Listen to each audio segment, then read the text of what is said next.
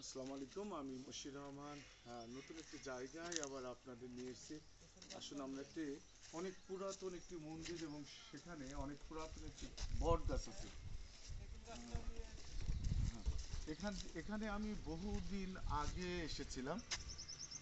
এটা আমার তৃতীয়বার। দেখুন, এটা একটা মন্দির, আর মন্দিরের পাশে একটি গাছ দেখতে পাচ্ছি আমরা। দেখুন,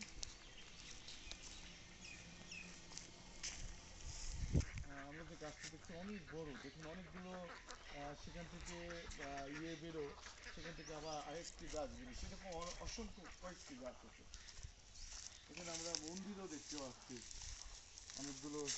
এটা কি মন্দির দাদা? আমরা আসছি অনেক দূর থেকে, কুষ্টিয়া থেকে। কুষ্টিয়া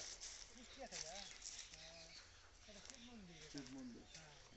আর এই গাছটার ইতিহাস একটু বলতে পারবেন দাদা? তাও কত বছর হবে? আমরা তো বলতে পারবো না, তো সঠিক বহুদিনকার কাছে। তাই না? হ্যাঁ, আচ্ছা, এগুলা ছায়া ছিল, এগুলা নষ্ট হয়ে গেছে, লতা পাতা কেটে কেটে দিচ্ছে, এমনি নষ্ট হয়ে যায়, পাতা কাটে কাটে নষ্ট হয়ে যায়, বুড়া কোনটা কেউ বলবে। সেটা বোঝা মুশকিল। হ্যাঁ, বহুদিনকার এমনি সার ইয়া হয়ে গেছে, আচ্ছা আচ্ছা। ডাল এমনি ভেঙে পড়াই।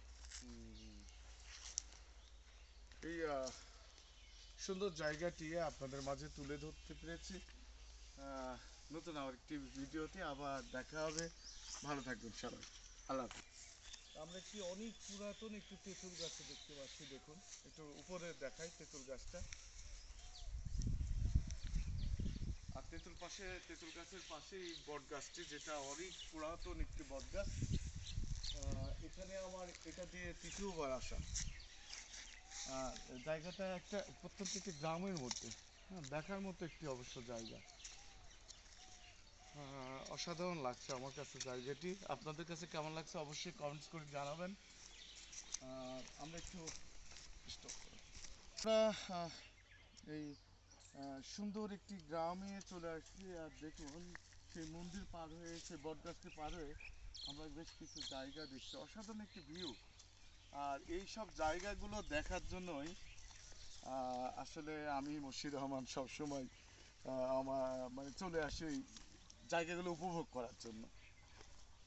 এই দেখুন, গ্রামে আসলে আসলে গ্রামের যে সৌন্দর্যগুলো দেখুন।